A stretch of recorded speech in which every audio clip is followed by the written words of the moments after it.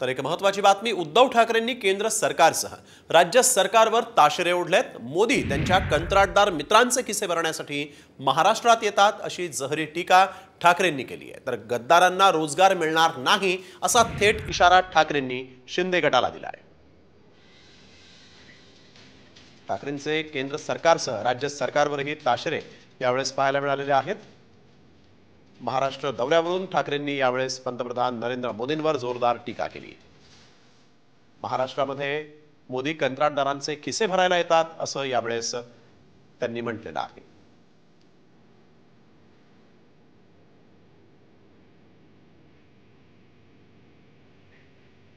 यावेळेस टीका करताना उद्धव ठाकरे यांनी गद्दारांना रोजगार मिळणार नाही असं म्हणत शिंदे सरकारवर देखील टीका केलेली आहे। आज पंतप्रधान नरेंद्र मोदी हे महाराष्ट्राच्या दौऱ्यावर आहेत आणि या दौऱ्याच्या निमित्तानं ठाकरे गटानं ठाकरेंनी स्वतः यावेळेस मोदींच्या या दौऱ्यावर जोरदार टीका केली आहे। महाराष्ट्रातला हा मोदींचा दौरा कंत्राटदारांचे खिसे भरण्यासाठी आहे असा आरोप त्यांनी केला आहे।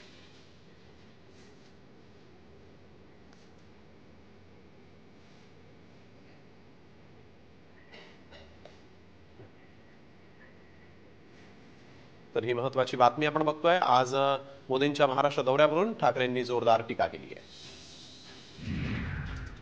नोकऱ्यांसाठी किंवा रोजगारासाठी सरकारच नव्हे तर शिवसेनेखेरीज दुसरा कोणता पक्ष काम करतोय हे जसं आज आम्ही लोकांसमोर येऊन सांगतोय तसं त्यांनी येऊन सांगावं की एका बाजूला पंतप्रधान येत आहेत त्यांच्या कॉन्ट्रॅक्टर मित्राचे खिसे भरायला, 1000 कोटी रुपयांचा प्रकल्प, 30,000 कोटी, 1,00,000 कोटी, 50,000 कोटी कुठे जातात माहिती नाही, पण प्रकल्पाचं लोकार्पण प्रकल्पही पूर्ण होत नाहीत, कॉन्ट्रॅक्ट निघतायत, रस्त्याची कामं निघतायत, कॉन्ट्रॅक्टरचे खिसे भरले जात आहेत, कॉन्ट्रॅक्टरच्या माध्यमातून यांच्या पदाधिकाऱ्यांचे खिसे भरले जात आहेत, पण सर्वसामान्य माणसाच्या घरातली चूल पेटत नाही।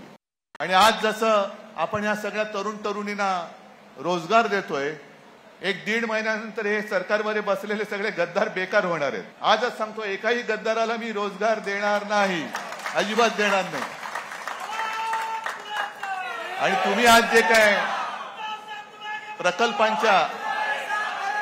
प्रकल्पांच्या नावाखाली माझ्या राज्याला लुटतात, 1 महिन्यानंतर आमचं सरकार आल्यानंतर तुमच्या लुटीचा हिशोब मांडल्याशिवाय आम्ही राहणार नाही, एवढं लक्षात ठेवा।